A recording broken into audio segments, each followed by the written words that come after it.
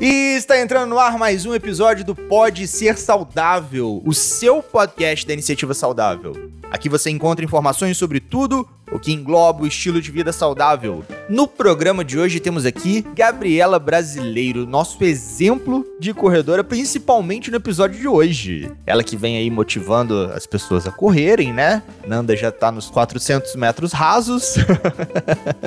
Seja muito bem-vinda, Gabriela. Obrigada. E lembrando que o abdominal não é só pra ter barriga tanquinho. E ela, a minha musa da podosfera, idealizadora da Iniciativa Saudável e endocrinologista. Seja muito bem-vinda, doutora Fernanda Castro. Calce seu par de tênis e corra da genética. Eu sou o Felipe do Carmo, aumente o som porque tem muito conteúdo novo chegando para te mostrar que você pode ser saudável. Então vamos lá, run Forrest, run! Vamos correr.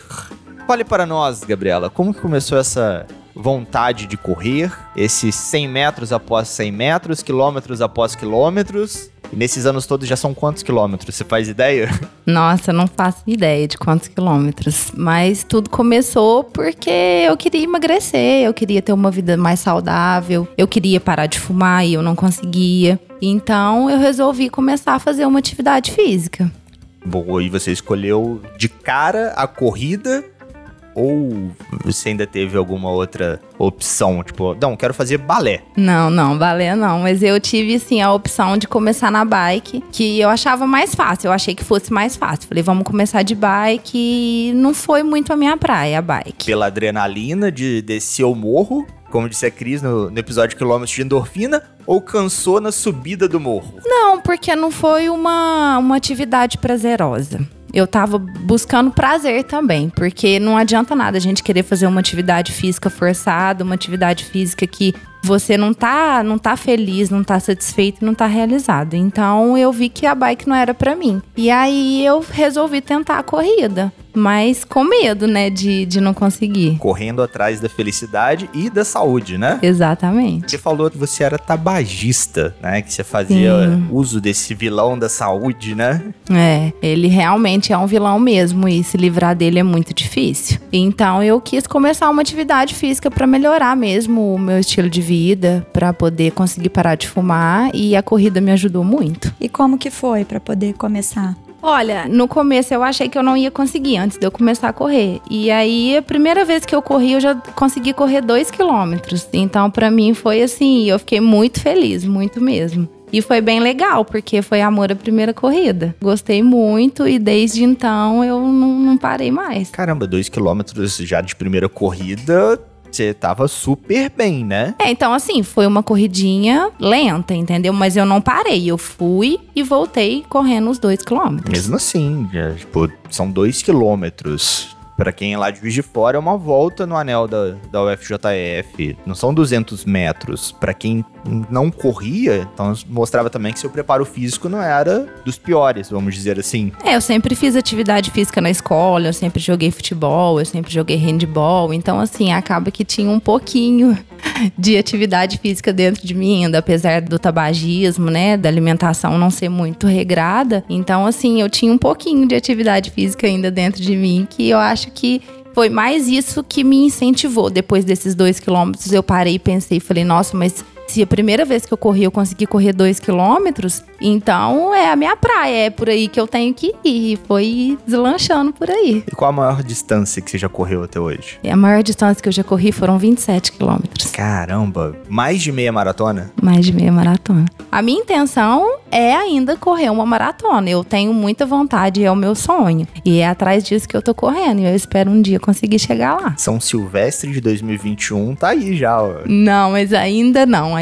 Eu tenho que ainda me recuperar, né, da lesão que eu tive. Tenho planos, mas agora que eu tô conseguindo voltar aos pouquinhos a correr na rua. Uma coisa de cada vez. Essa consciência também de reconhecer os limites, do passo após passo, né, é bem importante pra gente ter uma vida saudável, né? Eu acho que todo mundo tem que pensar em começar aos poucos. Não adianta você querer falar assim, eu vou começar a correr hoje e eu vou correr 5 quilômetros. Porque não é assim que funciona. A pessoa pessoa tem que ver o limite dela, a pessoa tem que ver se o músculo dela vai aguentar, se ela tá fortalecida o suficiente para poder começar a correr. Então não é simplesmente eu vou começar a correr e só correr. E tem uma outra questão também, né? Ela pode até conseguir correr esses 5 quilômetros. Ela pode ser até atlética, mas o corpo dela não necessariamente está acostumado à corrida. A musculatura dela, né, os tendões dela, os ligamentos não estão acostumados com o exercício correr.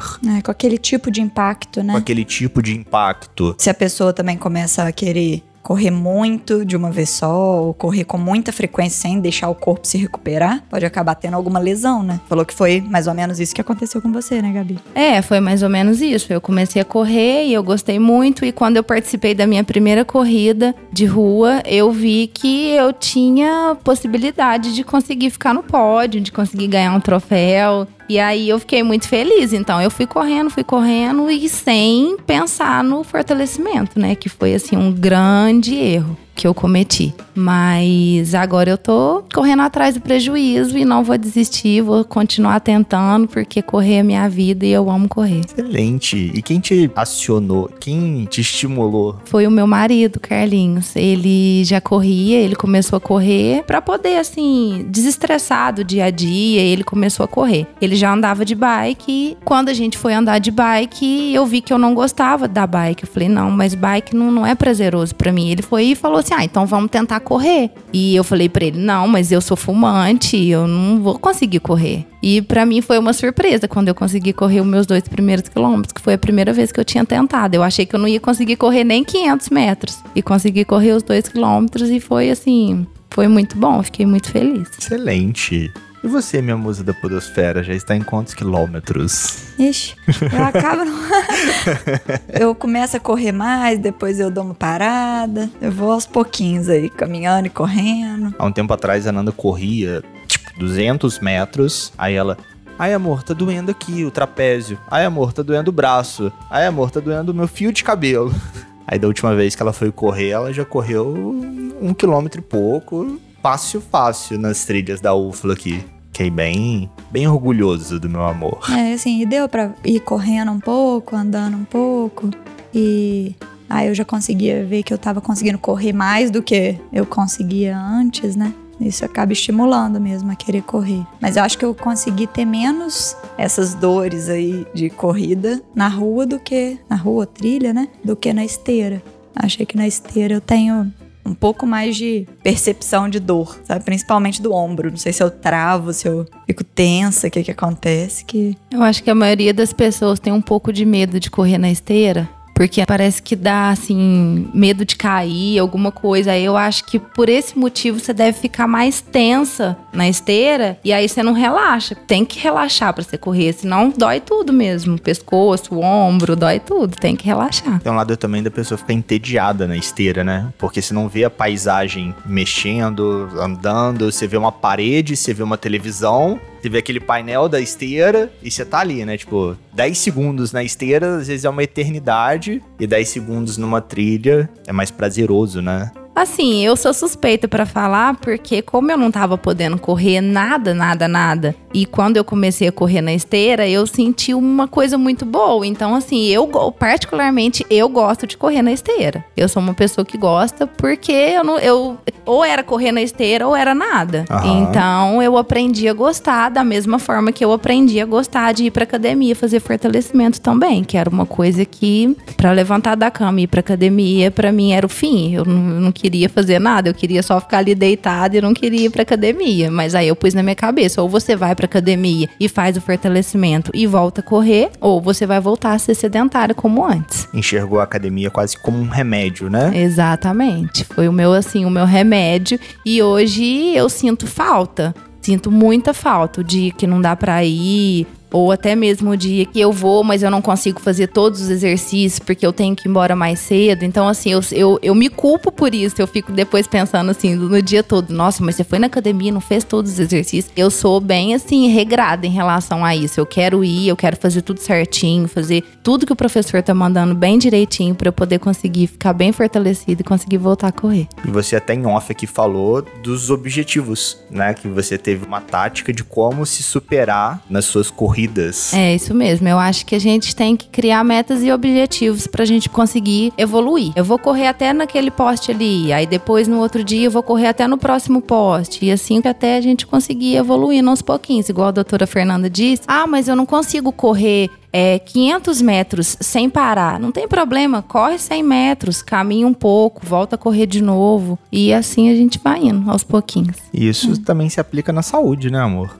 Além de se aplicar em outras atividades físicas, né? De começar aos poucos e ir progredindo, que é o que eu sempre falo com os pacientes, que a atividade física tem que começar e a gente tem também que criar objetivos e metas para, por exemplo, uma perda de peso, para um controle de exames. Então, também não adianta a gente querer criar formas muito bruscas de mudança que depois a gente não vai conseguir sustentar. Então é melhor ir melhorando aos poucos a alimentação, criando o hábito de atividade física, até ter um pouquinho de paciência também para conseguir perder peso. E com a atividade física a gente acaba conseguindo muito mais do que perder peso, né? Eu fico vendo que você fica feliz, assim, de ter buscado, por exemplo, uma perda de peso, um fortalecimento muscular e tá tendo, assim, o retorno até estético também, né? Uma consequência estética. Uma consequência da consistência, né? Eu acho assim que tudo na vida a gente tem que começar aos pouquinhos. Ah, hoje eu não consegui fazer, mas eu não vou desistir, amanhã eu vou tentar de novo. Porque se você desistir da primeira vez que você não conseguir, é complicado. Então você vai estar desistindo de você mesmo. Porque quem pode fazer alguma coisa por você e pela sua saúde é só você, ninguém pode. O médico não pode, o profissional de educação física não pode, o professor da academia não pode. Então, quem pode é só você. Ele pode te orientar, ele pode te cobrar, ele pode te estimular, mas quem pode fazer é só... É só você mesmo. Se ele falar assim pra você, você tem X e Y de exercício pra fazer hoje. Aí você fala, mas eu vou fazer só o exercício X. O Y eu não vou fazer. Quem tá perdendo é você. Ele não tá perdendo nada. Ele fez a parte dele, que era te instruir o que você deveria fazer. Então, só você que pode fazer por você mesmo. No local que a gente malha, né, é muito bacana porque eles sempre te explicam o porquê daquele exercício. Principalmente quem pergunta, né? Ah, poxa, mas por que eu tenho que fazer esse exercício aqui? Ah, não, esse exercício serve para fortalecer tal região que você utiliza no dia a dia. E esse incômodo que você falou que tem, com esse exercício aqui vai melhorar, ou vai aliviar seu incômodo. Isso eu acho muito bacana. Isso deixa a gente mais confortável em fazer o exercício e enxergar um propósito de fazer aquele exercício. Tem um monte de gente que, não, abdominal eu não preciso fazer. Ou não vou malhar panturrilha. Não, nossa, fazer cadeira extensora é muito chato. Mas depois que você começa a saber para que serve aquele exercício, como que ele pode ajudar, esse remédiozinho, né? Fica mais fácil de digerir. Exatamente. Eu acho assim que até é um incentivo a mais. Porque quando a gente procura saber por que a gente tá fazendo aquilo, no que aquilo vai ajudar a gente a melhorar, eu acho que aquilo incentiva mais. Igual a questão do abdominal. Na minha cabeça, o abdominal era para perder a barriga. Hoje em dia, eu sei que o abdominal é para fortalecer o tronco, para poder conseguir fortalecer os músculos das costas, para poder equilibrar o corpo e poder sustentar a coluna, entendeu? Então, eu acho que isso é muito importante. E antes, eu não sabia nada disso. Então, depois que eu comecei a fazer o fortalecimento, eu descobri que não é simplesmente perder a barriga. É fortalecer os músculos para poder aguentar a estrutura do corpo, né? Para aguentar fazer um exercício mais intenso, como a corrida. Exatamente. Né? O que eu sempre falo com os pacientes é que, assim, às vezes a pessoa vira e fala assim, não, eu não faço exercício porque eu tenho uma dor no joelho. Devia ser justamente o contrário, né? Você deveria começar a fazer um exercício, mas de fortalecimento muscular, para conseguir melhorar essa dor no joelho e fazer uma atividade física mais intensa. Às vezes as pessoas têm a visão errada do exercício físico. Ainda continuam achando que, eu vou pra academia, eu vou ficar gigante, vou virar bodybuilding, vou ficar super musculoso. Mulheres têm muito disso, né? Assim, não, eu não vou malhar braço, não vou malhar tríceps porque eu não quero ficar forte. Gente, você tem que malhar anos e anos afinco pra poder conseguir ter um braço forte. Às vezes o malhar o braço serve pra você conseguir segurar o peso pra você malhar as costas. Exatamente. Tem gente que não consegue malhar as costas porque não consegue segurar o peso. Mas eu tô malhando. Referindo a você. Mas isso aí é bem interessante. Esses dias eu tava até conversando lá na academia que como que você vai conseguir fortalecer as costas se você não consegue, não tem força no braço para poder segurar o peso, para poder fazer o exercício para fortalecer os músculos das costas. Então, é bem assim, pensar assim que eu não vou malhar braço porque eu vou ficar forte, pensar bem pequeno. Eu acho que não é bem por aí. É o limite do conhecimento, né? Às vezes o mesmo caso da pessoa que, não, eu não faço uma atividade física porque eu tenho dor no joelho. Aquele pensamento limitante dele, poxa, não, se eu for pra academia e fizer um exercício pra fortalecer o meu joelho, descobrir o porquê que eu tenho essa dor, lógico que com bons profissionais, né, ele pode voltar a fazer atividades físicas, né? Seja jogar bola, seja jogar bocha, seja correr, andar de bicicleta. E outra coisa que o exercício físico, né, assim, gradual e até a corrida também ajuda bastante é com a parte de evitar que os problemas de saúde que a gente já tem tendência de ter, evitar que eles apareçam, né? Então, que eu fico brincando com os pacientes que tem que literalmente correr da genética e não abraçar a genética, né? Porque tem gente que sabe que tem problema na família, ou então já teve alguma alteração de exame e simplesmente ignora, né? Espera acontecer com ele para poder fazer alguma coisa, ou espera dar alterar de novo para poder fazer alguma coisa. O exercício físico, ele não é bom só pro corpo, né? Ele é muito bom pra cabeça. Toda vez que eu tô estressada, que eu vou pra academia, eu saio de lá, ou até mesmo que eu vou correr, que eu vou fazer qualquer tipo de atividade física, parece que eu viro uma outra pessoa. Eu já não tô tão estressada mais, consegui me concentrar mais, consegui ficar mais tranquila em relação a problemas da vida, né? Porque me ajudou muito em relação ao modo de pensar também, não só a melhorar a alimentação, a não fumar mais, então ajudou muito a minha cabeça também. Uma coisa que eu costumo falar com os pacientes também é que quando dá assim, uma ansiedade, um nervoso, tal, sai pra dar uma volta, sai pra andar, sai pra correr, pra poder desestressar mesmo. Vai ser melhor do que você ficar remoendo aquilo, ou ficar em casa e querendo atacar a geladeira. Então, é uma opção, né, assim. E como que a atividade física atua no corpo da pessoa? Ele tá extremamente no momento de fúria, estressadão ali. Assim, não, ao invés de você comer ali, vai caminhar. Como que a atividade física pode suprir a comida nesse momento? Então, assim, a gente tem vários aspectos, né, da atividade física atuando no corpo. Se for, assim, uma atividade física esporádica, ela pode causar, por exemplo, um pouco, assim, de coceira da pessoa, de inflamação inicial. Mas depois, aquilo ali vai melhorando e ela vai acostumando.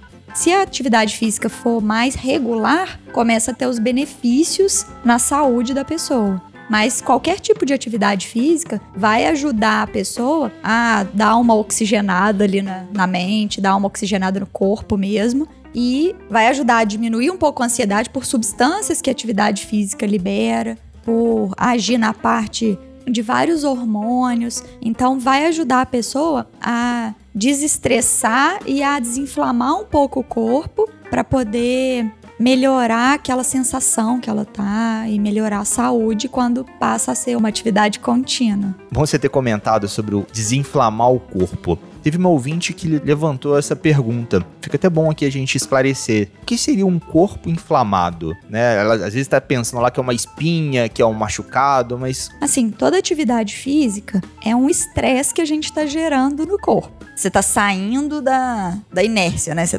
estava parado, você vai passar a movimentar. Então, aquela movimentação, inicialmente, vai gerar liberação de algumas substâncias que vão, por exemplo, dar aquela coceirinha, igual eu falei, pode fazer até inchar um pouquinho na hora, mas depois você desincha. Pode mobilizar algumas células de gordura, que aí vão liberar algumas substâncias que pode dar essa inflamada, mas depois que também vão limpar o corpo ali, melhorar o metabolismo. Mas a partir do momento que a atividade física se torna regular, o corpo já não vai gerando aquele estresse tão grande quanto antes, em cada vez que faz atividade física, e vai estimulando a liberar substâncias boas, a jogar fora as toxinas, os excessos de gordura, excesso de açúcar que está armazenado. Então, assim, o corpo vai conseguindo, com aquela regularidade da atividade física, desinflamar o organismo. Então, parar de liberar tantas substâncias que gerem essas reações no corpo.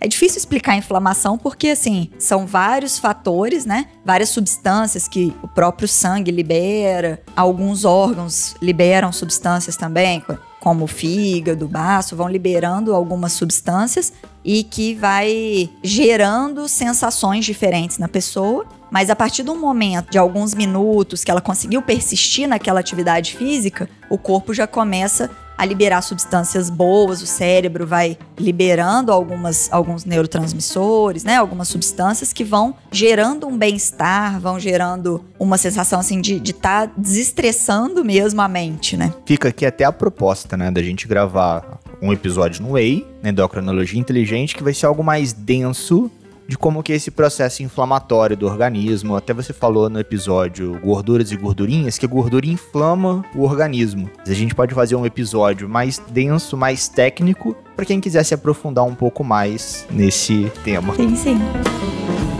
Voltando à questão da genética, você levantou a bola aí de correr da genética, né? Dessa genética familiar não muito boa que a gente herda. Quais seriam essas doenças silenciosas que geralmente estão abraçadas à genética? Vários problemas de saúde podem ter esse componente genético. Então, por exemplo, diabetes, hipertensão, vários problemas de coração, né, como infarto, algumas doenças genéticas que vão vir com a gente já do nascimento, aquela tendência de ter algumas doenças. Só que a gente tem a opção de fazer algumas coisas para poder evitar ter aquelas doenças ou de fazer outras que vão aumentar a chance de você ter aquela doença. E acaba que, assim, a alimentação e a atividade física ajuda a prevenir a maioria das doenças. Então, mesmo você tendo a carga genética, né, tendo aquela tendência já nos seus genes, no seu sangue, né, a hereditariedade, você consegue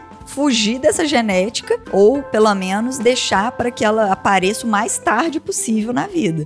Então, você conseguindo criar o hábito de fazer uma atividade física, de melhorar a sua alimentação, a cada passo que você dá para melhora, você tá correndo da genética, né? Você tá ficando mais longe daquela predisposição a ter alguma dessas doenças. Agora, a partir do momento que você começa a exagerar com alimentos muito industrializados ou ficar muito parado, né? O mais sedentário, você tá abraçando a maioria das tendências. E não só de diabetes, hipertensão, colesterol alto, infarto, mas também de vários tipos de câncer. Eu acho assim, as pessoas têm muita facilidade de colocar a culpa na genética, né? Minha família toda tem pressão alta, ou a minha família toda é gordinha, então é da genética. Mas a pessoa não para pensar que, igual você disse, você tem a opção de aumentar ou de diminuir, né? Aquela genética, aquela tendência da sua genética. Então, se você ficar acomodado ali, sentado no sofá, esperando as coisas da genética virem, elas com certeza, uma hora elas vão chegar, mas você pode tentar evitar. Não que você fazendo vai evitar 100%, a gente sabe que não. Mas a gente pode tentar amenizar. Ou retardar, né? Mesmo. Retardar, né? Exatamente. Melhor ter alguma necessidade de tomar um remédio ou de fazer um tratamento mais intensivo quando você tiver idoso, né? E não quando você estiver jovem. Quanto mais tempo de doença você tem, né? Quanto mais tempo de algum desses problemas de saúde você tem, mais risco de ter consequências ruins. Então, por exemplo, quem não faz a sua parte aí, né? Quem não faz atividade física, quem não procura melhorar a alimentação desde jovem, se começar a ter uma glicemia mais alta, já com 30 anos, vai ter aí 60 anos de glicose alta fazendo mal e risco de ter complicações do diabetes, né? Então, de ter um infarto por causa do diabetes, ou de ter algum problema na visão, de ter algum problema no rim, por conta do tempo de glicose alta. A corrida entra muito no que eu costumo falar, que é de tentar ter outros prazeres na vida, né? Então, assim, você, Gabi, descobriu que a corrida é um prazer para você. Então, no lugar de você querer fumar ou de querer ficar só deitada lá, relaxando na cama, né, você percebeu que um prazer pra você também é correr. Então, tem gente que fica querendo comer tudo que aparece aí de comida diferente, acha que o prazer da vida é só chegar ao final de semana e tomar uma cerveja e comer alguma coisa gordurosa, né? E na verdade não é, a gente tem que ter outros prazeres na vida que não seja comer e dormir. Eu acho que a gente tem que, assim, buscar prazeres que vão, consequentemente, nos fazer bem. Porque há prazeres e prazeres, né? Então, assim, os prazeres de fumar, de só comer besteira, de ficar deitado na cama, são coisas que não vão trazer bons benefícios daqui a uns anos. Então, a gente tem que pensar muito nessa parte, né? Sim, muito mesmo. E quem quer se aventurar nesses quilômetros de corrida, né, no passo após passo, quais seriam as recomendações que a sua experiência passaria para esses novos corredores? Então, a primeira coisa, eu acho que é o fortalecimento, que é a base de qualquer exercício físico. A pessoa tem que fazer o fortalecimento para poder começar a correr. Não necessariamente, vou começar a correr amanhã, eu tenho que já começar a fazer o fortalecimento? Não necessariamente. Você pode começar, eu vou traçar um objetivo, então a partir de amanhã eu vou começar a fazer uma caminhada e vou fazer um misto de caminhada com corrida. Tudo bem, a partir daquele dia você vai começar. Mas você só não pode esquecer que tem que vir o fortalecimento por trás daquilo. Porque conforme você for correndo, eu, por exemplo, conforme eu comecei a correr, eu comecei a aumentar a intensidade da corrida e a quantidade dos quilômetros que eu tava correndo. E eu não fiz fortalecimento. Então, devido a isso, eu tive uma lesão na coluna que hoje eu reconheço que foi falta de fortalecimento. Para começar a correr, você tem que ter como base o fortalecimento. Eu acho que é de extrema importância. Para quem quer começar a correr, quer avançar na corrida, quer participar de provas e tudo. Ou até mesmo assim, eu não vou participar de provas, mas eu quero aumentar a minha intensidade na corrida. Eu quero correr mais rápido, eu quero diminuir o meu tempo nos 5 km. Para isso, tem que vir a base de fortalecimento. Eu acho que a principal dica seria essa. E estamos no mês de Novembro Azul, né? No mês do diabetes, propriamente dito, né? Da conscientização dessa epidemia que, infelizmente, está atingindo uma boa porcentagem do mundo. E para os nossos ouvintes diabéticos, doutora, que desejam se aventurar nesses mesmos quilômetros de corrida, quais seriam as recomendações ou estrelinhas que eles deveriam ter em mente aí? Para fazer qualquer atividade física, quem tem algum problema de saúde, no caso, né, a gente falando da diabetes, a gente tem que estar bem controlado, né? Então, não pode estar também com a glicose sempre muito alta ou sempre muito baixa e querer começar a correr. Então, a gente tem que estar com uma glicemia aí entre 100 e 200, por exemplo, que seria a meta, né, de média aí da glicose para poder fazer alguma atividade física. Então, o ideal para quem tem diabetes, né, tem que saber como que tá a glicemia, tem que se hidratar bem, então não pode ficar sem beber água, porque a desidratação acaba aumentando a concentração de açúcar no sangue e isso pode acabar trazendo prejuízos para a pessoa. Gerando a hiperglicemia, né? Sim. Outra coisa é saber se não tem nenhuma complicação, porque, por exemplo, quem já tem muitos anos de diabetes tem risco de ter alguma lesão nos olhos, né, no fundo do olho. E algumas dessas lesões são vasinhos que rompem. Então, se a pessoa não sabe como que tá o fundo de olho dela e começa a correr, pode acontecer de romper mais vasinhos no fundo do olho. Então, assim, a pessoa tem que estar com acompanhamento médico, tem que estar com os rastreios de complicações em dia, quando já tem indicação. E se tiver realmente tudo bem, vai ser a melhor coisa que ela vai fazer, né? Vai ser começar uma atividade mais intensa como a corrida. E também, lembrando do famoso pé, né? Bem lembrado. Porque ele tá correndo, tem que ter aquele tênis confortável, apropriado para corrida, para não machucar. Uma meia de algodão, de preferência branca, para poder saber se machucar ou se sair algum líquido, né? Às vezes da unha, para poder saber que tá ali acontecendo algum problema e já procurar ajuda. E andar com aquelas 3 balinhas para dar aquelas 15 gramas de carboidrato ali para uma eventual emergência. Acho que é bem importante também. Sim. E estamos chegando ao final de mais um episódio do Pode Ser Saudável. Mais um episódio especial nesse mês de Novembro Azul, né? Pra gente conscientizar a população do diabetes e dos perigos que o diabetes pode te causar. Hoje a gente recebeu aqui a Gabriela Brasileiro. E qual seria a sua mensagem para os nossos ouvintes? Para correr basta começar, é um passo de cada vez. Criem metas, criem objetivos. Vou correr daqui na esquina e aí o próximo dia na próxima esquina. e continuar. Tem até uma frase na frente das esteiras lá, que a gente já citou, né? Aquele provérbio chinês. Uma caminhada de 1000 léguas começa com o primeiro passo. Uma corrida de 5 quilômetros começa com o primeiro passo também. A gente pode adaptar ele para nossa realidade.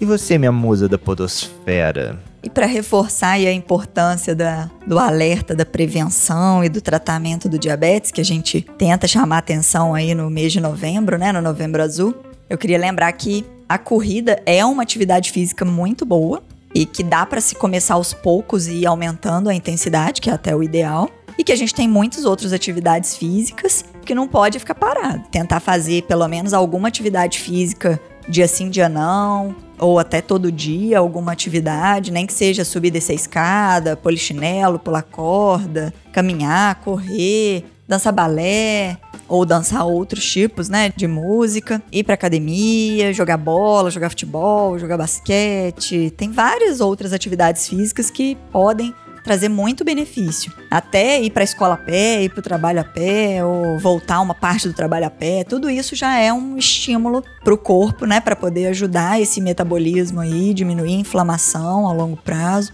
e ajudar a evitar as doenças silenciosas, né, que a gente já falou que além do diabetes, a gente tem também hipertensão, alguns casos de colesterol alto, problemas de coração, alguns tipos de câncer, tudo isso a gente consegue evitar com atividade física, associado a uma alimentação mais natural, mais saudável.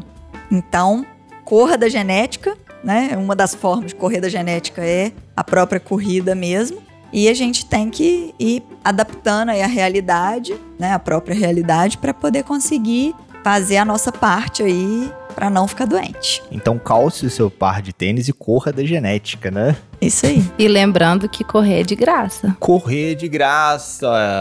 Ótima sacada! Então você não precisa utilizar aquela velha desculpa, eu não tenho dinheiro, eu não tenho tempo. E outro dia até a pessoa fala assim, mas eu não tenho um tênis, por exemplo, né? Vai só caminha de chinelo ou de sapatilha. Então, assim, tenta dar uma prioridade pro próximo calçado que for comprar ser um tênis, que dá pra você trabalhar, dá pra você caminhar, dá pra você correr, dá pra você ficar dentro de casa. Tênis dá pra você fazer isso tudo. E a gente tem até alguns tênis lá no bazar dos amigos dos diabéticos que estão aí baratinho. E ainda ajuda uma causa, né? Entre 5 e 25 reais tem tênis. E ainda ajuda a causa dos amigos dos diabéticos. Muito bom. E também, se você não for de Lavras, né, não tiver como ir ao bazar, existem lojas especializadas que sempre tem promoção também, pares de tênis. Então, assim, você não precisa gastar 500 reais num calçado para poder correr, tá? Você pode aí comprar um tênis de 90, 100 reais, dependendo da promoção até menos, e ainda parcela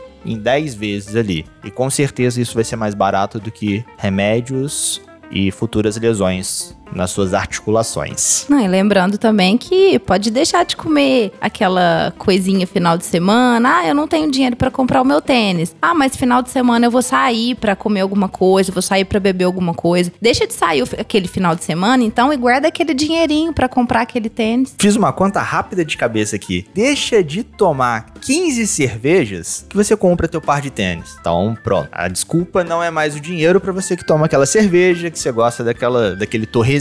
Então, deixa de 15 cervejinhas ali e compra um par de tênis que vai fazer o dobro de efeito, né? Porque vai estar deixando de consumir uma coisa ruim e ainda estimulando uma coisa boa. Muito bom. E minha mensagem final é sempre aquela velha máxima. Escutem e compartilhem nossos episódios. Muitos novos estão vindo por aí, principalmente nesse mês de Novembro Azul, pra gente conscientizar mais pessoas ainda sobre essa epidemia mundial chamada diabetes aí, pra gente conscientizar as pessoas dos perigos que essa doença silenciosa, oriunda muitas vezes de maus hábitos que a gente tem no nosso dia a dia, que poderia ser evitada. Siga as nossas redes sociais, iniciativasaudável.com, no Instagram, no Facebook. E no mais, aquele abraço!